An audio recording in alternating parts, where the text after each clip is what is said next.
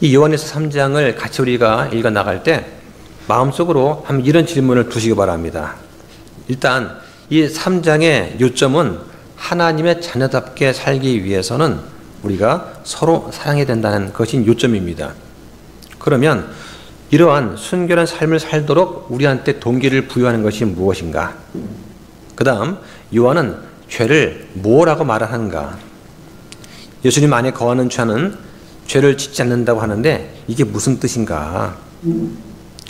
하나님에게서 태어난 사람은 어떤 사람인가?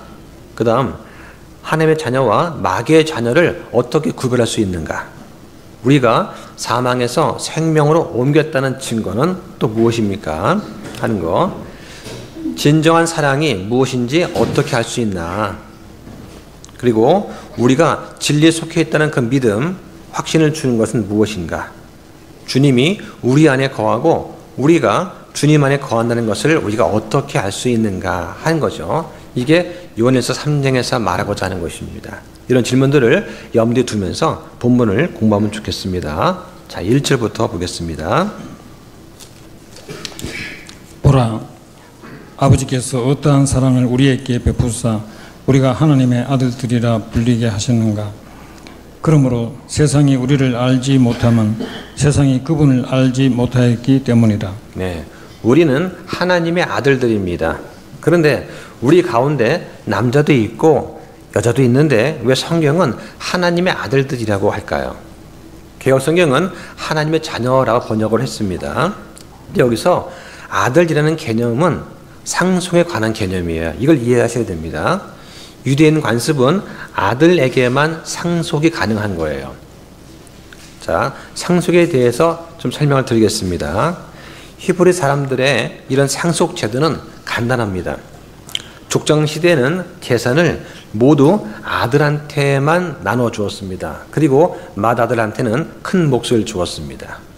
가나안 정복 이후에는 하나님이 주신 이 소유주가 영원히 그 가족의 소유가 되었습니다. 땅은 남한테 빌려줄 수는 있지만 영원토록 다른 사람의 소유가 될 수가 없었습니다. 그래서 일정 시기가 되면 다시 그 원주인한테 돌아와야만 했죠. 이 땅에 관한 영원한 권리는 핏줄에 의한 상속에 의한 것뿐이었습니다. 그래서 상속물은 아들한테만 주어졌습니다. 그러면 만약에 어떤 집에 아들이 없으면 어떡하냐? 딸이 자기 아버지가 속한 지파에 있는 사람한테 시집 간다는 조건 하에서 딸한테도 상속을 주었습니다. 그런데 자식이 없이 죽은 사람의 땅은 가까운 친척한테 주어졌어요. 그래서 상속물은 아버지가 살아있을 때에 자식한테 분배되게 됐습니다. 그 대표적인 예가 탕자 비유에서 나오는 그런 그 재물을 두 아들한테 나눠준 이게 되겠죠. 사도 바울의 이러한 영적 상속의 개념은 유대교에서 나왔는데 실제로 그리스와 로마 사람들의 체제한테도 영향을 받았습니다. 그 중에 하나가 양자도 친아들과 함께 상속을 받는다는 그런 점이죠. 우리는 그리스도로 인해서 아버지의 양자가 되었습니다. 또 그리스도와 공동 상속자가 되었죠. 미국에서는 양자를 드릴 때 이런 원칙이 있다고 합니다. 양자를 드리려면 반드시 양자한테 아버지 재산을 상속하겠다는 전제 하에서 각서를 쓰고 양자를 드린다고 합니다. 그러니까 친자식한테는 재산을 안 줄 수도 있지만 양자는 반드시 줘야 됩니다. 성령님은 우리 믿는 사람들이 바로 상속자가 된다는 것을 확증하는 그런 보증이 되세요. 그래서 베드로는 신자가 상속 유업을 바라보면서 소망 가운데 살 것을 가르쳤습니다. 성경은 아담이 하나님의 아들이다 라고 누가복음 3장 38절에 말씀하십니다. 그럼 당연히 아담의 자손인 우리도 하나님의 아들이어야 마땅하죠. 그런데 아담의 범죄 이후로 우리의 신분은 마귀에게 속한 자들이 되었습니다. 우리는 전에 죄인이었고 또 마귀에게 속한 자들이었지만 하나님 아버지의 은혜와 사랑으로 예수님을 믿어서 죄들의 용서와 의롭다 하심을 받았습니다. 그리고 하나님의 아들의 신분을 다시 회복했죠. 그래서 우리 위치와 신분은 하나님의 아들들이 된 것입니다. 그런데 우리 상태는 아직 그렇지 못합니다. 그래서 세상은 우리의 상태만 계속 바라보기 때문에 우리를 알지 못하는 것입니다. 나중에 예수님께서 다시 오시게 되면 그때 우리의 신분이 드러나게 될 것입니다. 주님이 오셔서 우리를 부르시면 우리 몸이 영화롭게 됩니다. 그리고 더 이상 죄가 생각나지 않는 몸, 즉 하나님의 본성에 참여하게 됩니다. 그때 주와 함께 영원히 있게 되는 것, 이게 우리의 복된 소망이죠. 그런데 세상은 이 복을 알지 못합니다. 세상 사람들은 우리가 얻은 의를 알지 못하고 우리가 하나님의 아들이 되는 것도 알지 못하는 것입니다. 그 왜 모를까요? 사람들이 하나님에 대해서 알지 못하기 때문이라고 성경 말씀하는 겁니다. 자, 그럼 2절 보겠습니다. 사랑하는 자들아, 이제 우리는 하나님의 아들들이니라. 우리가 앞으로 어떻게 될지는 아직 나타나지 아니하였으나 그분께서 나타나시면 우리가 그분과 같게 될 줄 아노니 이는 우리가 그분께서 계신 그대로 볼 것이기 때문이라. 예. 자, 지금 하나님의 아들들의 장래 영광의 모습은 아직 나타나지 않았습니다. 이것은 주님께서 나타나시면 드러나게 되는 부분이죠. 그때 우리는 주님처럼 영광스러운 모습으로 나타나게 됩니다. 우리가 주님의 영광의 모습을 보는 그대로 우리도 영광스러운 몸으로 변화가 됩니다. 그래서 빌립보서 3장 20절에 보면 이런 말씀이 있습니다. 우리의 생활 방식은 하늘에 있으며 또한 거기로부터 오실 구원자 주 예수 그리스도를 우리가 기다리고 있는데 그분께서는 참으로 모든 것을 자기에게 복종시킬 수 있는 능력을 써서 그 능력대로 우리의 천한 몸을 변화시켜서 자신의 영광스러운 몸과 같게 하신다. 천한 몸이 뭐냐면 우리의 몸, 그러니까 자꾸만 죄가 생각되는 우리 현재의 몸을 말하는 것입니다. 이 몸이 영광스러운 몸, 바로 하나님의 본성을 갖고 죄가 생각나지 않는 그런 몸을 갖게 된다는 것이죠. 자, 3절 보겠습니다. 그분 안에서 이 소망을 가진 자는 다 그분께서 순결하신 것 같이 자기를 순결하게 하느니라. 예, 자, 성도들은 주님께서 재림하실 때 이루어질 영광스러운 몸의 변화를 소망합니다. 자, 소망하기 때문에 우리가 어떤 상태에 있느냐 한번 보겠습니다. 로마서 8장 23절 한번 보시죠. 뿐만 아니라 우리 자신고 성령의 첫 열매를 소유한 우리 자신도 속으로 신음하며 양자 삼으신 즉 우리 몸의 구속을 기다림은. 네, 여기 보니까 우리 자신도 속으로 신음한다라고 말을 합니다. 왜 신음합니까? 우리가 육신을 입고 있기 때문에 우리는 날마다 우리가 원치 않는 것을 행하게 됩니다. 그래서 우리는 속으로 신음하는 것이 되겠죠. 성도는 이런 소망 때문에 주님께서 순결하신 것처럼 우리 자신을 순결하게 해야 됩니다. 혹시 모르고 죄를 짓게 되면 어떻게 됩니까? 속히 죄를 자백하고 계속해서 죄를 짓지 말고 깨끗하고 거룩한 삶을 살아야 됩니다. 이게 바로 천국 시민으로서의 하늘의 생활 방식이죠. 4절과 5절 보겠습니다. 누구든지 죄를 범하는 자는 율법도 범하나니 죄는 율법을 범하는 것이니라. 그분께서 우리 죄들을 제거하려고 나타나신 것을 너희가 아는데 그분 안에는 죄가 없느니라. 네, 자, 여기 지금 죄가 무엇인가라는 죄의 정의가 나옵니다. 그래서 죄는 한마디로 말하면 하나님의 거룩한 수준에 도달하지 못하는 거죠. 그래서 그리스 말로는 관역을 벗어났다라고 말을 합니다. 사도 바울은 모든 사람의 죄를 지어서 하나님의 영광에 이르지 못했다라고 말을 합니다. 그러니까 죄는 뭐냐면 하나님의 영광에서 벗어난 것이 다 죄입니다.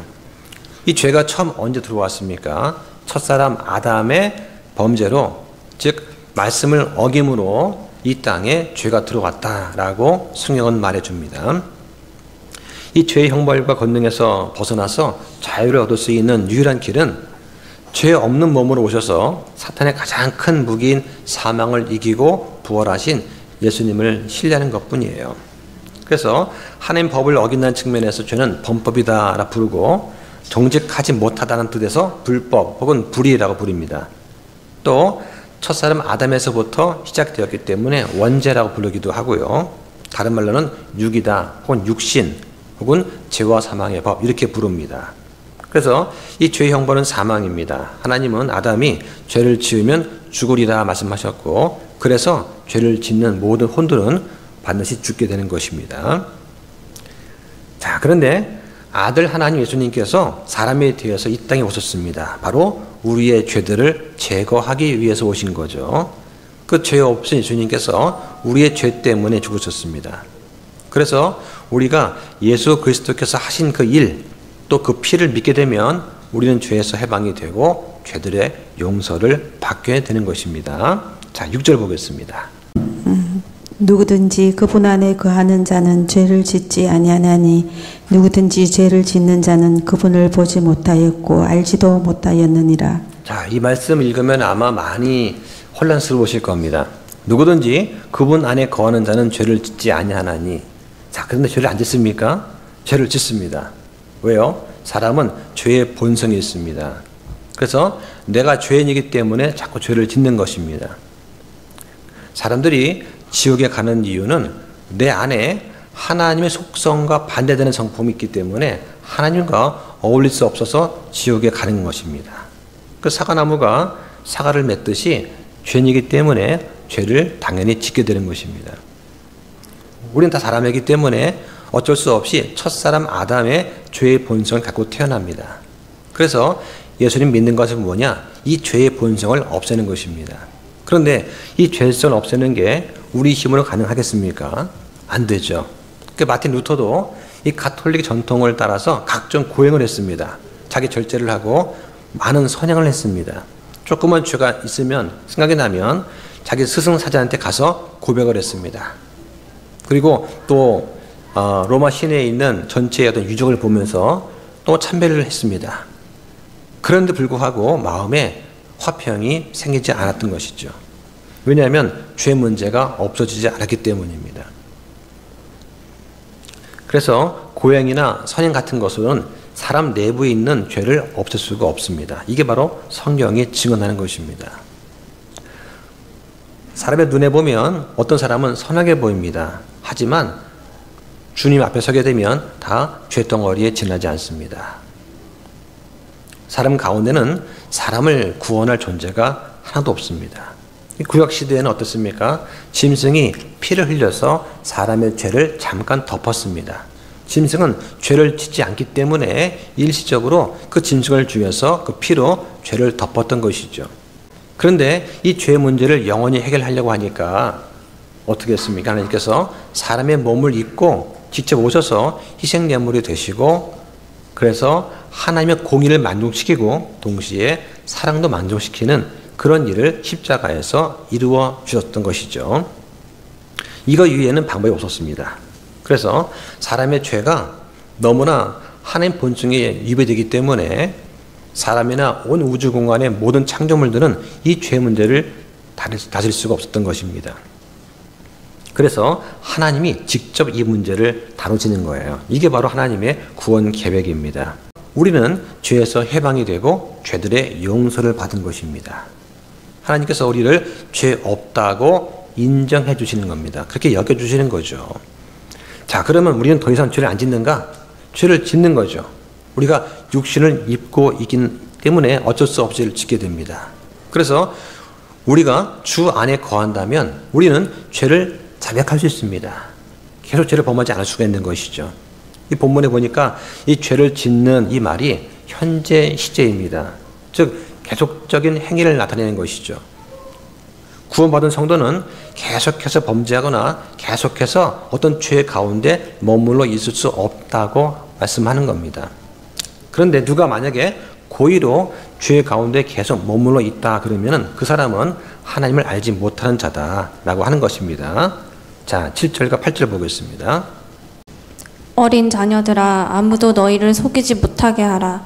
의를 행하는 자는 그분께서 의로우신 것 같이 의로우며 죄를 범하는 자는 마귀에게 속하나니 이는 마귀가 처음부터 죄를 짓기 때문이니라.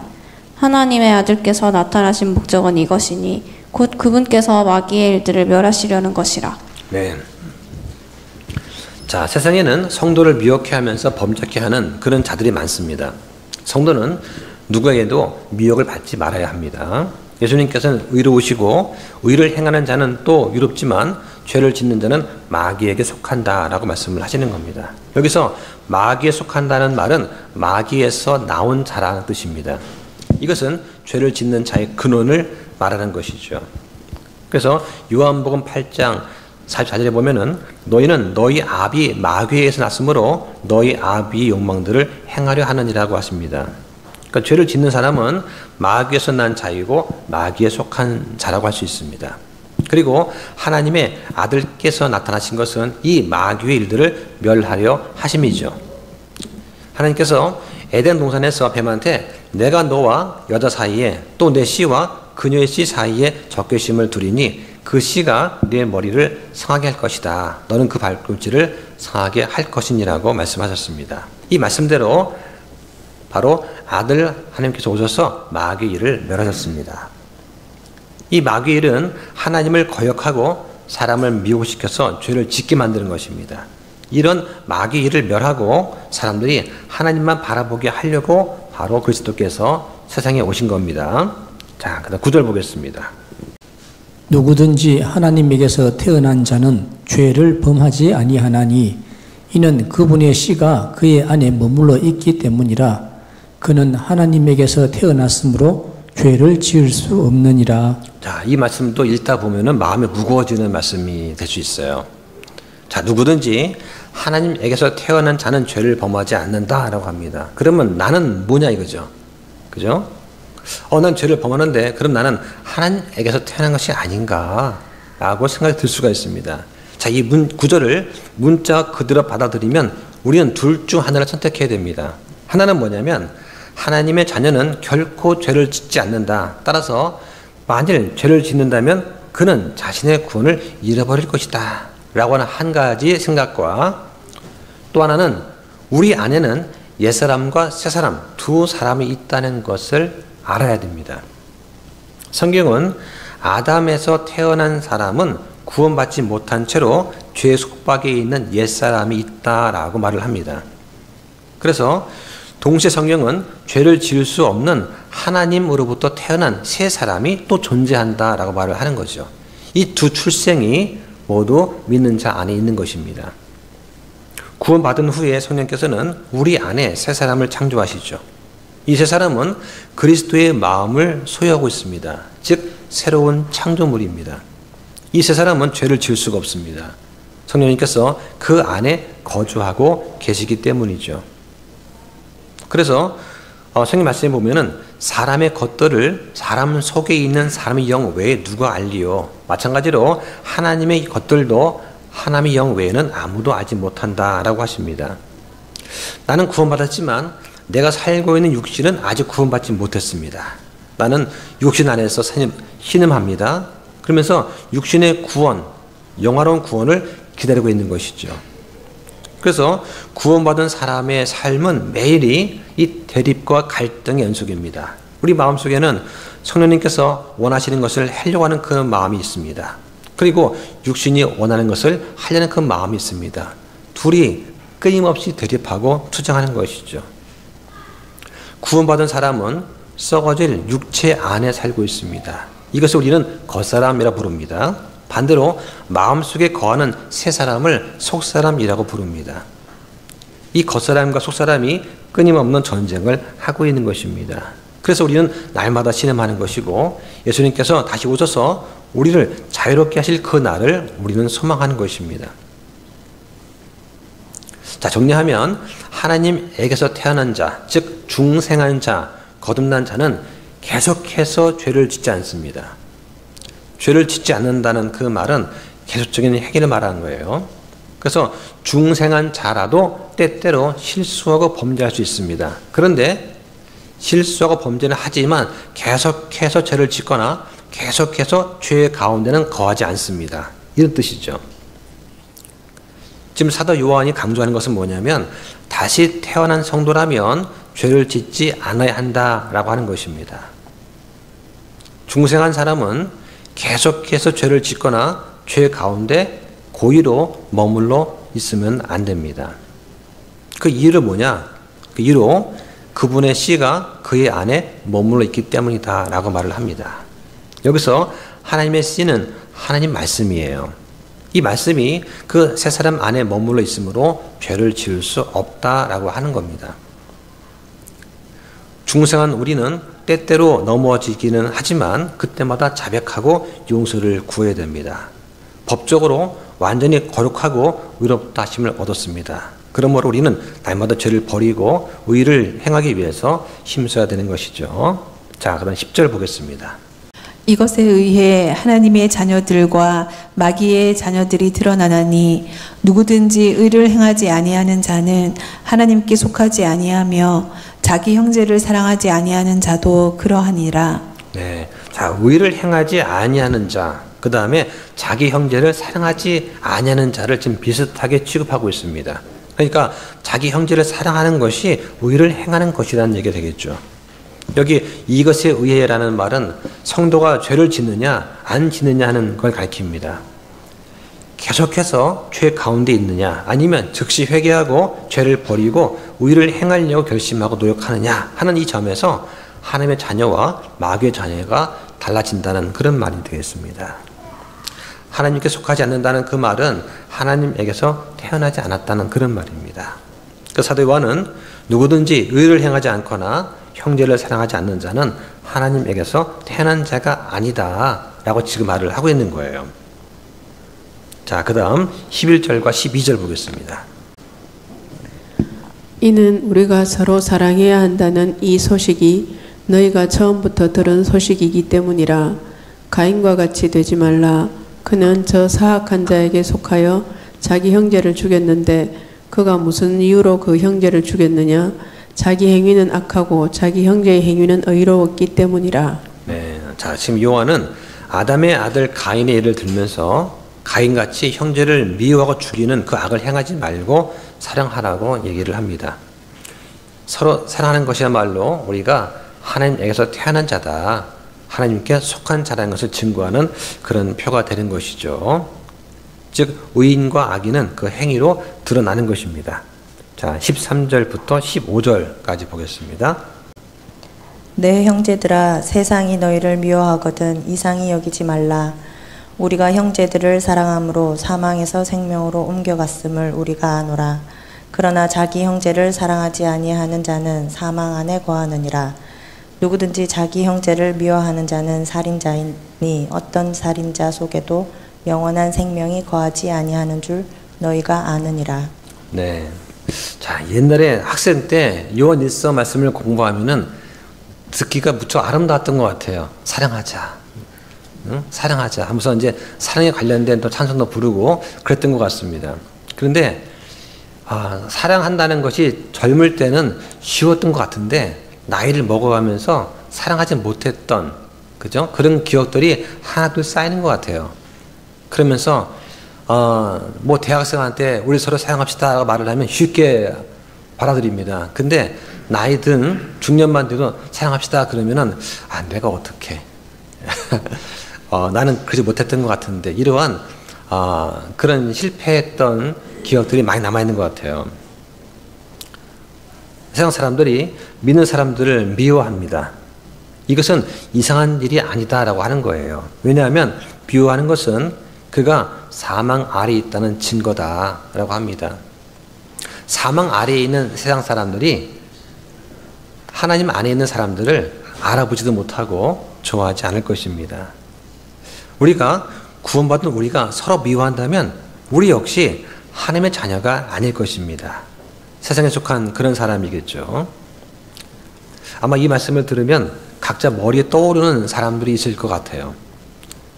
그때 그 형제, 그 자매 짐 사겨보니까 구원받지 못한 거 아닌가? 라고 생각할 수도 있습니다. 구원받은 사람이라면 그렇게 형제를 미워하고 형제를 비방하고 거짓 고소할 리가 없기 때문은 아닐까요? 우리 주변에는 분명 구원받았다고 하면서도 형제를 미워하는 모습들을 많이 보게 됩니다. 그 주변에서 그러지 말라고 조언을 하고 말려도 그 사람은 듣질 않아요. 그럴 때 그런 삶을 보게 되면 우리는 가장 먼저 뭘 해야 되느냐? 나 자신을 돌아볼 수 있어야 됩니다. 혹시 나한테 그런 모습은 없는가? 있다면 하나님께 솔직하게 자백하고 용서를 구하시기 바랍니다. 그리고 빨리 그 형제와 그 자매와 화해하시기 바랍니다. 왜 그럴까요? 만약 오늘 밤에 주님께서 나를 부르시면 나는 주님 앞에서 얼마나 부끄러울까요? 그죠? 살면서 여러 가지 이익과 관계 때문에 어떤 형제 자매를 내가 미워하고 비방할 수 있습니다. 그런데 주님 앞에 서게 되면 그게 다 무슨 소용이 되겠습니까? 영생의 구원을 받은 사람은 서로 사랑해야 됩니다. 형제를 사랑하는 것은 구원과 새 생명의 증거가 되는 것입니다. 그래서 형제를 사랑할 때 사망에서 생명으로 옮겨갔다는 것을 알 수 있습니다. 그런데 형제를 사랑하지 않는 자는 사망에 거한다고 성경이 말씀을 합니다. 그 이유는 분명합니다. 형제를 미워하는 자는 살인하는 자라고 말씀합니다. 살인하는 자는 영원한 생명이 그 속에 거할 수 없기 때문입니다.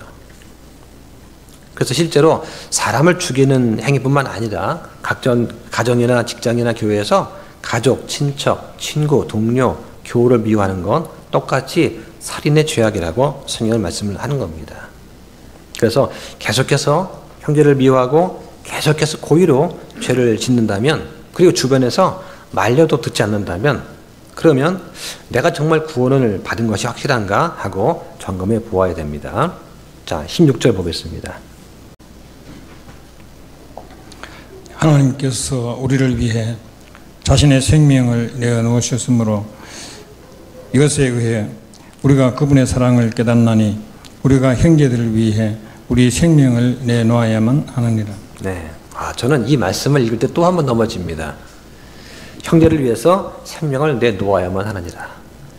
나를 거짓말로 비방하고 해방했던 저 형제를 용서까지는 하겠는데 제 형제를 위해서 내가 생명까지 바친다는 거, 이거 정말 힘든 일입니다. 자, 그것도 역시 내 안에 내 주인이 나라고 생각하니까 그렇지 않을까 생각이 됩니다. 나는 주님의 것이고 주님께서 핏값으로 나를 사셨는데, 그렇다면 주님께서 원하시는 것을 종된 내가 당연히 해야지 않겠는가 생각하면은 못할 것도 없지 않나 생각이 듭니다. 근데 자꾸만 내가 내 인생의 주인이라고 생각하니까 그게 아까운 거예요. 형제 사랑의 본은 예수님이십니다. 그리고 형제 사랑의 목표는 목숨을 버리는 것까지입니다.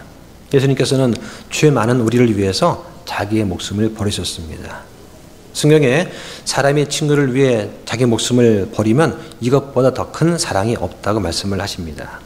예수님께서는 우리를 위해서 자신의 목숨을 버리셨습니다. 십자가에 죽으신 것은 우리를 사랑하셨다는 것을 확증해 주는 것입니다. 이게 가장 큰 사랑이죠. 이렇게 큰 사랑을 우리가 받았기 때문에 당연히 우리도 형제를 사랑해야 됩니다. 형제를 위해서 목숨을 버리는 것이 마땅하죠. 그러지 않으면 마치 1만 달란트의 빚을 탕감받은 종이 자기한테 약간의 돈을 빌린 그 형제를 묵살을 붙잡고 갚으라고 하는 똑같은 거 아니겠습니까? 더욱이 나의 어떤 자존심 때문에 형제를 미워한다면 정말 어리석은 자라고 할 수가 있겠습니다. 자, 17절과 18절 보겠습니다. 그러나 누가 이 세상의 좋은 것을 가지고 있으면서 자기 형제가 궁핍한 것을 보고도 동정하는 마음을 담아 그를 피하면 어찌 하나님의 사랑이 그의 안에 거하겠느냐. 내 어린 자녀들아, 우리가 말과 혀로 사랑하지 말고 행함과 진실함으로 하자. 네, 자, 사랑은 선한 행위로 나타납니다. 그래서 말과 혀로만 사랑하지 말고 행함과 진실함으로 하자. 이거에 관한 복음송도 참 많았던 것 같아요. 하실 때 많이 불렀습니다. 돈 있는 자가 가난한 형제를 돕는 건 사랑입니다. 우리가 하나님 사랑을 받은 사람이라면 삶의 현장에서 사랑을 실천해야 됩니다.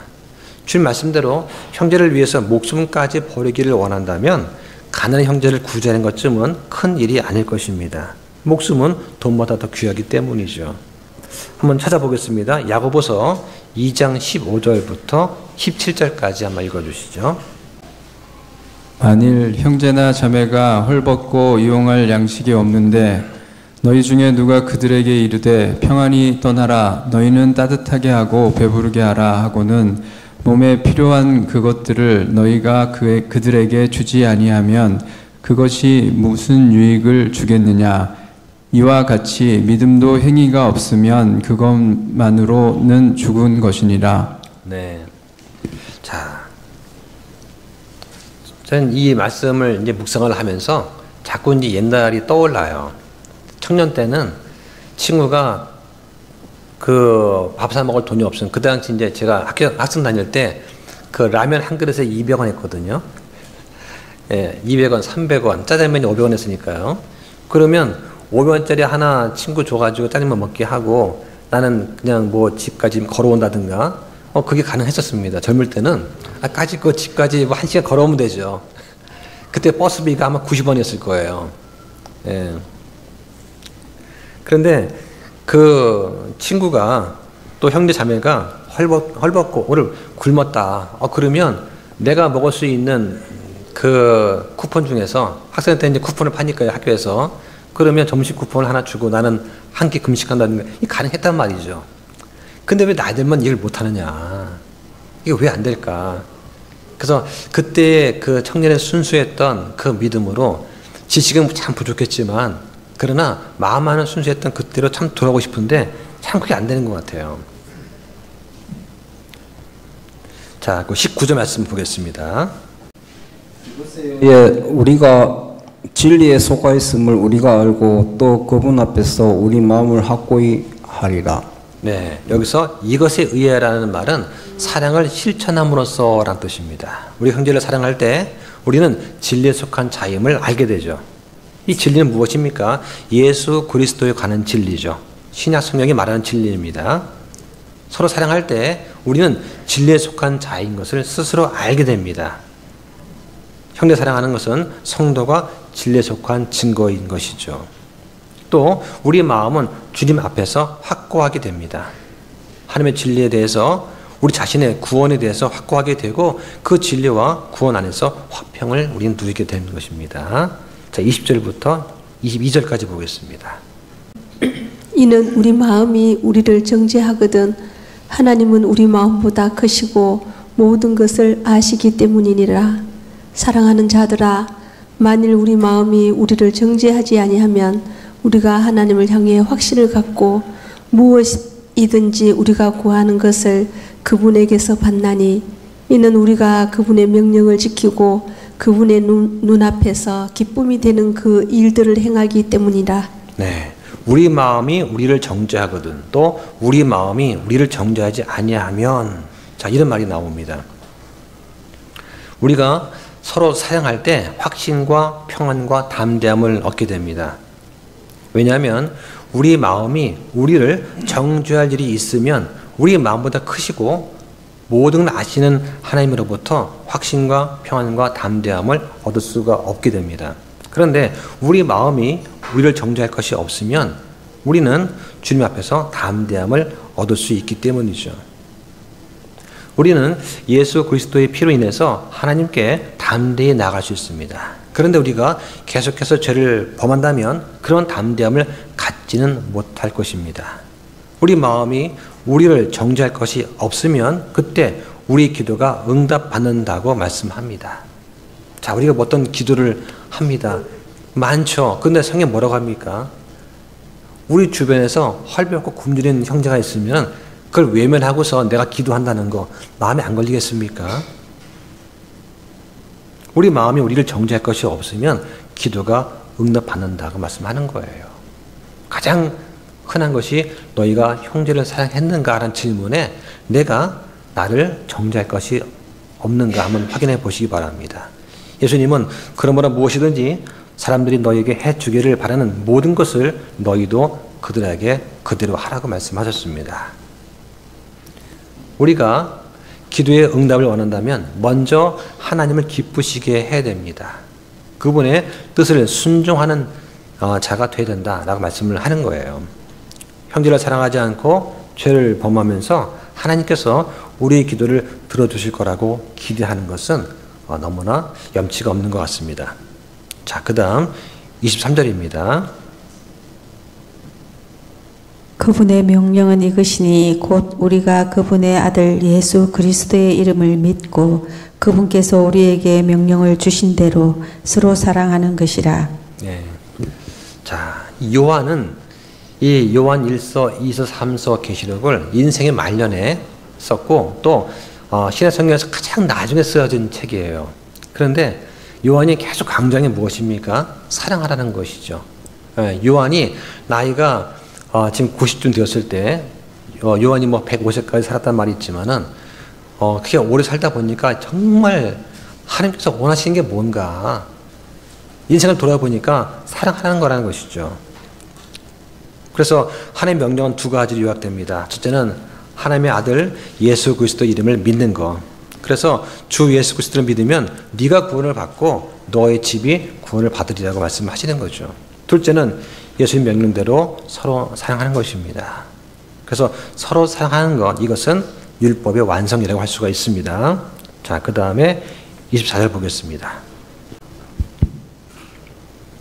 그분의 명령들을 지키는 자는 그분 안에 거하고 그분은 그 안에 거하시나니 이것에 의해 그분께서 우리에게 주신 성령으로 말미암아 그분께서 우리 안에 거하고 계심을 우리가 아느니라. 네, 자, 우리가 예수님을 믿고 말씀대로 사랑할 때 우리는 주님 안에 거하게 되고 주님도 우리 안에 거하게 됩니다.